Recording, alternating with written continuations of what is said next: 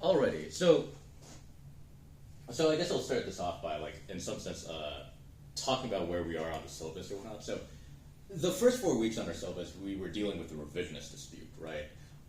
Where we were basically talking about, basically we were focusing on how, like, opportunism arises in the Marxist movement or whatnot, right?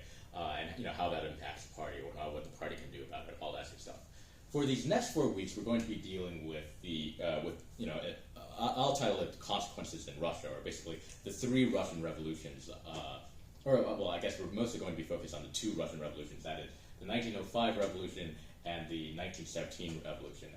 This week we're going to be reading Luxemburg on the Russian Revolution or whatnot, so in some sense like a German in some sense the international character of the Russian Revolution or whatnot. And then next week we're going to be reading Trotsky on the Russian Revolution.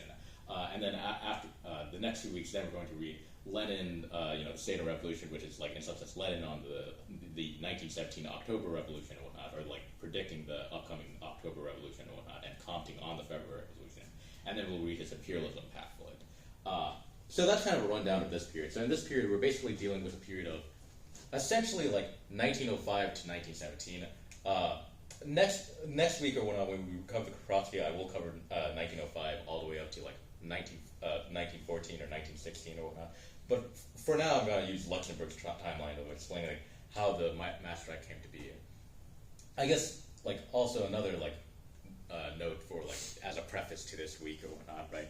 Is last week we read Lenin's What Is to Be Done, and this week we're reading Luxemburg's the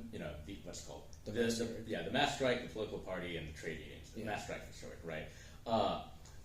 Unfortunately, these 2 works usually get counterposed with each other, where people usually look at Lenin where it's like, oh, Lenin's this authoritarian partyist guy, or whatnot, whereas Luxemburg is this more spontaneous mass movement kind of figure. No. Like for both of them, no, in the sense that both of them understand the dialectic between movement and party or whatnot, right? For Lenin or whatnot, Lenin's writing What's to Be Done during a pre-revolutionary moment or whatnot, where he's basically asking the question of how do we build up an organization that can become an opportunity for revolution or whatnot, with with the masses or whatnot. Whereas for Luxemburg's point is like, hey, the German SPD has become an obstacle for revolution or whatnot. But both of them have an understanding of there's a dialectic between the party and the movement or whatnot. They both understand there's a dialectic here. Lenin in a pre-revolutionary time is of course emphasizing the party, and Luxemburg in a revolutionary time is is emphasizing the movement. And also, I guess as a side note or whatnot, the optional reading of this week or whatnot is Blanqui. Yeah, Blanchism and social democracy, where Lenin basically Luxemburg defends Lenin or whatnot, because at this time whatnot, Lenin is being accused of being a Blanquist. A Blanquist being meaning this idea where it's like, oh, you have like this revolutionary vanguard or whatnot that basically like does a revolution on behalf of the masses or whatnot, establishes a dictatorship. Luxemburg's critique of that is like, well, no, Lenin isn't a Blanquist because unlike Blanqui, who in his own time or whatnot, right, he was a socialist, or like Blanqui in his own time was a socialist or whatnot, trying to lead a movement that was like liberal or whatnot, or like he was trying to lead the workers or the masses or whatnot. The masses were mostly liberal, bourgeois, and democratic or whatnot. And whereas Blanqui was a socialist intellectual, and Blanqui and his club were trying to, in some sense, drag the masses to revolution. Luxemburg says that actually, like, no, Lenin and the Bolsheviks are working at a different time, where what's going on with Lenin and the Bolsheviks is the fact that actually they're leading the masses or whatnot, whereas like the masses are already socialist. All that the Bolsheviks are doing in some sense is like making sure, like they are representatives. All they're doing is actually like leading the mass. And I'll note in some sense the reason why people misread Lenin's What Is to Be Done today is because they look at Lenin's time, or like they read What Is to Be Done, don't understand the historical significance, and then basically like try to enact what is to be done today. But in some sense, that's why they fall into like a very vulgar Blanchism or whatnot, where they're like, okay, well, like we can just, like we are the party, we are the revolution, we can lead the masses or whatnot. But the idea there is like, well, who are you representing if there is no movement or whatnot, right? So like that's why it's an even more vulgar, Blanchism, because Blanqui at least had, like there was at least a workers' movement that he was trying to drag to revolution, where and Lenin and Bolsheviks were representing the masses, whereas today or whatnot, there is no movement or whatnot. So it's like, well, you can't represent something that doesn't exist, So, I guess with that being said or whatnot, I guess like let's get into mass strike and social democracy by first giving like a little timeline of a little timeline of just like what's going on or whatnot, or in some sense like how the mass strike arises or whatnot, right? So for Rosa Luxemburg, in I guess or in her chapter or whatnot, right, development of the mass strike movement in Russia, the timeline she lays out or whatnot is basically like she basically talks about how like you have a bunch of smaller mass strikes or whatnot, from the period leading up to 1905 or whatnot, right? Like all across the Russian Empire, and I should note about this or whatnot that the Russian Empire was far huger than one, the Soviet Union, two or whatnot, like Russia today or whatnot, right? So like Russia is already a big country or whatnot, right? Do y'all already have a conception of like how large Russia is? Yes. Okay. Imagine that almost like twice as big, because the Russian Empire was like, this is the reason why in the text you'll see Luxemburg talk about Russia and then Russia proper or whatnot, because like, yeah, again, the Russian Empire is huge at this time or whatnot, right? I just want to say like almost twice as big as it is today or whatnot, right? Yeah. But yeah, so basically Luxemburg points out that like you have a bunch of like I guess mini mass strikes. I know that's kind of contradictory or whatnot, right? But you have a bunch of like mini mass strikes leading up to 1905 or whatnot, right? That essentially blow up to a mass strike. And also, I guess like important to note or whatnot here or whatnot is like you have the revisionist dispute, like within the SPD, you have the revisionist dispute going on from 1896 to 1902 or whatnot, right? With basically essentially the victory of the orthodoxy or whatnot in 1903 or whatnot. In Russia in 1904 you have the Russo-Japanese War or whatnot, right? Which one, Russia loses, two or whatnot, right? Basically puts Russia in like mass poverty and just a whole bunch of shit or whatnot, right? So and I guess at this time or whatnot, in order to like quell off revolutionaries or whatnot, what the Tsar does or whatnot is, or what the Russian state does, what the Tsar does or whatnot is, he basically gets these police named like I think they're called the Zimbabweist movement or whatnot, where he basically gets a bunch of police to like infiltrate like the workers movement or whatnot and try to like organize the workers or whatnot. So and what he's trying to the attempt is to have these police organizers or have these basically infiltrators go into the workers movement, organize on the basis of like an economic struggle or whatnot, right? And by making them organize on an economic struggle being like for wages or whatnot, less hours, higher wages, just purely economic wages, to basically stave off more like political demands, like for other than the political struggle, which is like freedom of speech, down with monarchy, shit like that, right? The I guess historical irony here is as these police unions are basically organizing the workers or whatnot, these workers basically are pretty revolutionary, and like they basically push these these police trade unions or whatnot to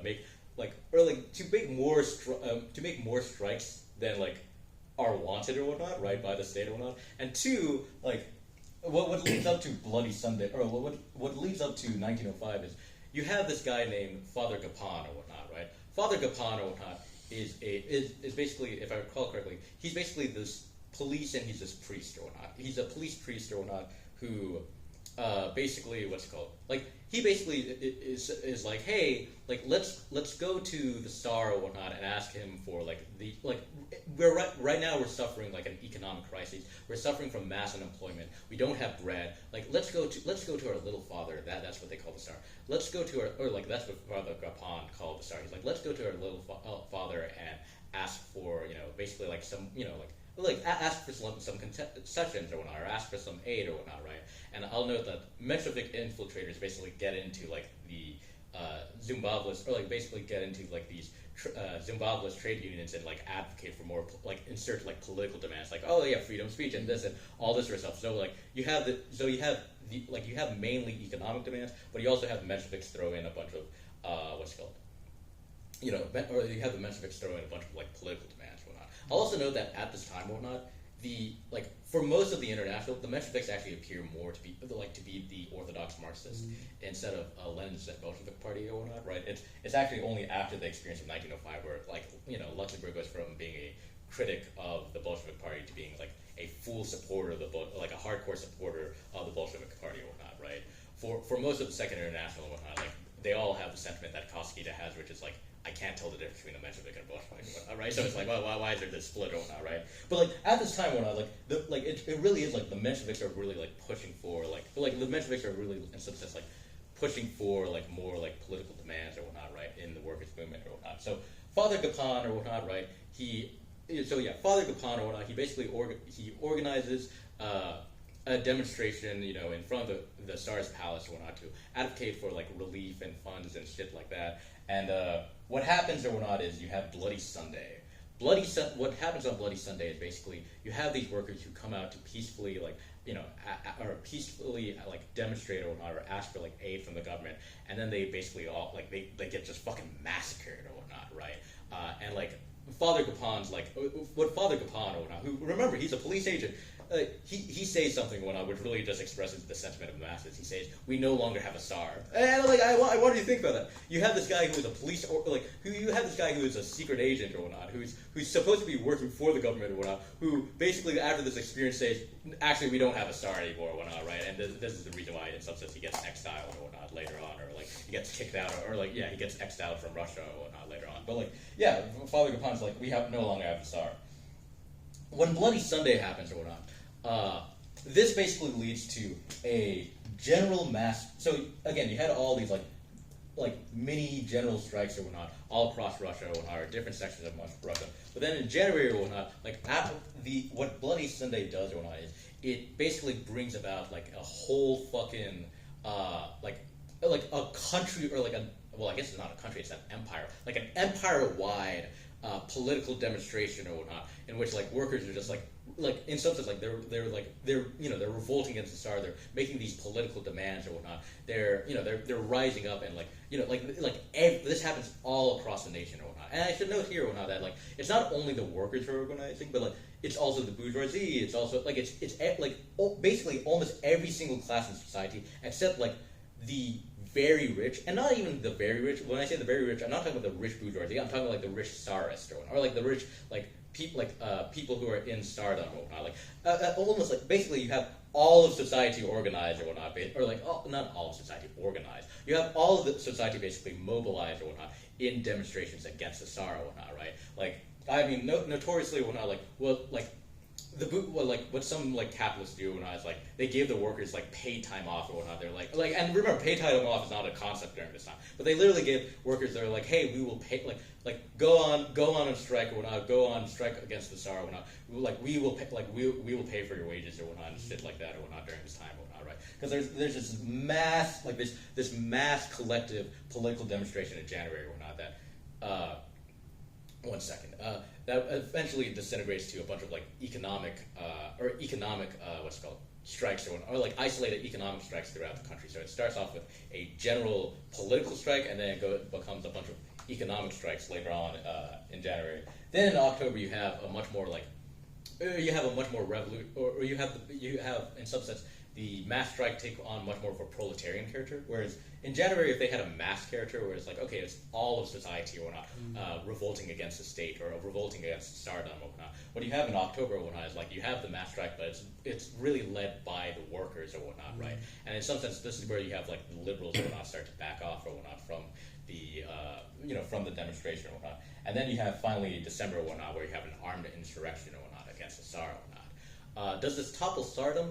No, stardom is actually able to survive all of these attacks. However, what the Tsar in 1906, what the Tsar does is the Tsar concedes a Duma or whatnot, right? Sorry, what did you say? No, a Duma, or like what a Duma is basically the Tsar concedes a Russian parliament or whatnot, right? Which there's a lot to say here or whatnot. Where it's like, oh yeah, stardom wasn't toppled, but like the fact that the Tsar conceded, like basically it's something that's bourgeois democratic or whatnot, like it's fucking wild or whatnot to like everyone in the world, because it's like, oh my god, Russia finally had its bourgeois revolution or whatnot.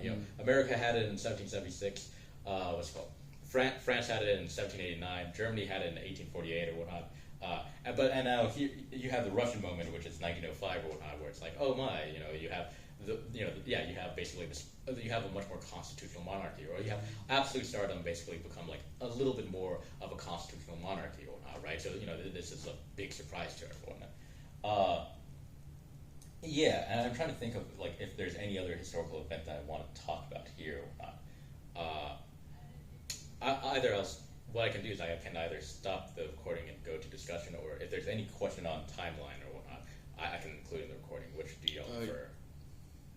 And the recording, or like jump into discussion for a little bit? Or I guess I say jump into discussion. Okay, let me. Yeah.